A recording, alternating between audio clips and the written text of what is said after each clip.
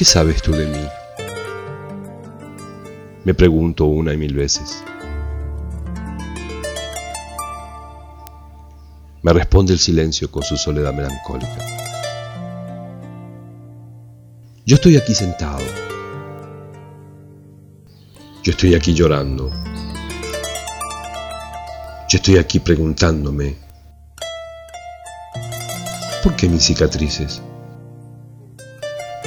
¿Por qué mis heridas? ¿Qué he hecho? ¿Por qué no puedo tener una lengua? ¿Por qué no puedo tener una religión diferente? ¿Por qué no puedo soñar? ¿Por qué no puedo escribir una poesía? ¿Qué sabes tú de mí? Mi lengua, quizás tú no lo entiendas. Mi sueño, quizás tú no lo sueñes. Mi historia yo la vivo a diario. Y no es quizás lo que tú sabes, porque la leíste en un libro o tal vez porque te la contaron.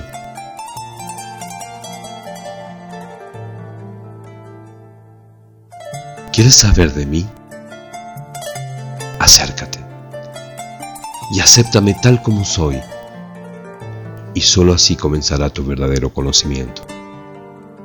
No me conocerás en los libros, porque esas son historias del pasado.